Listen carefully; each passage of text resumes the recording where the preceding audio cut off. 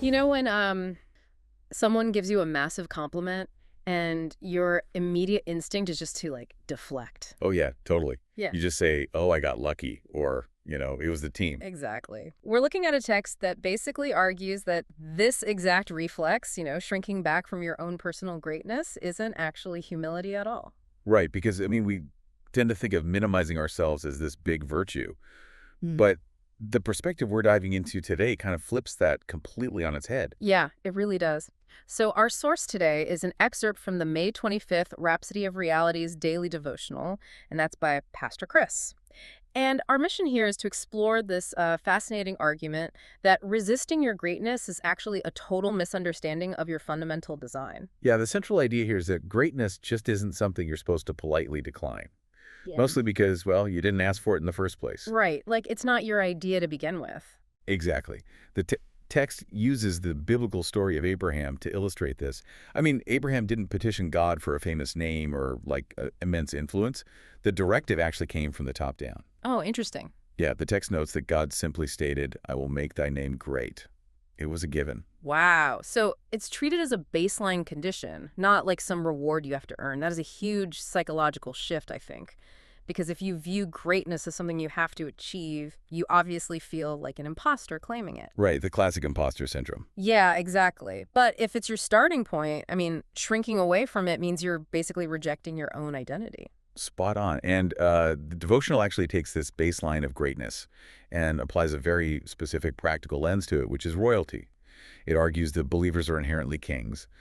But what's really interesting is how it defines that. Well, right, because, calling everyone a king sounds really good on a motivational greeting card.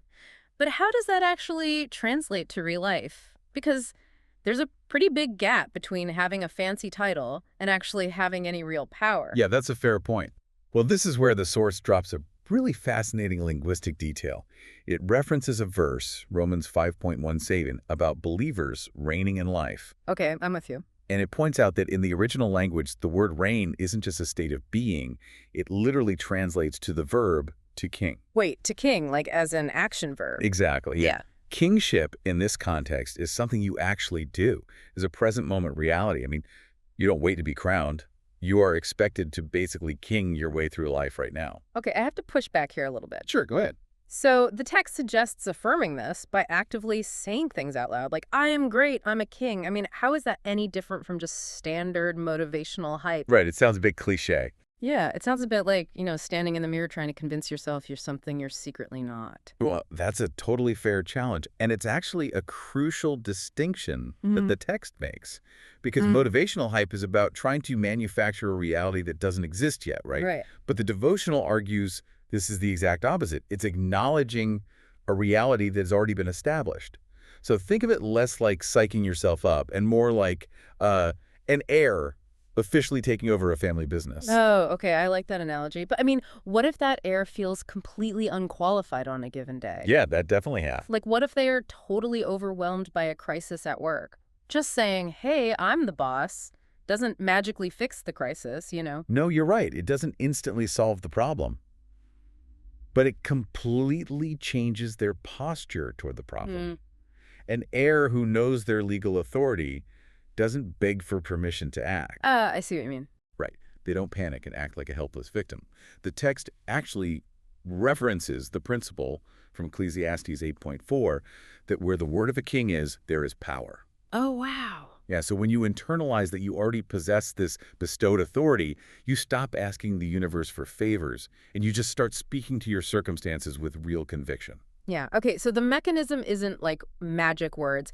It's that adopting this identity fundamentally rewires your confidence. You comport yourself with dignity, and that completely changes the actions you take. Precisely. You align your mindset and your behavior with what the text says has already been granted to you. That makes a ton of sense. So for you listening, the core takeaway is really this invitation to view your own authority, not as some arrogant ambition, but as your foundational identity.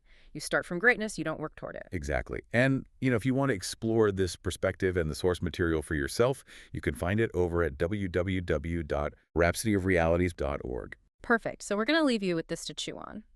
Think back to that instinct to deflect a compliment that we talked about at the start. Yeah, that pesky imposter syndrome reflex. Right. If king is an action verb, and a king's word carries inherent power, well, how might treating your own everyday words with that level of royal authority completely change the way you respond to your next major obstacle? We trust you were blessed by this episode.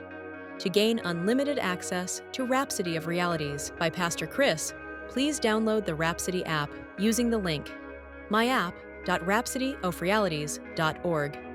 God bless you.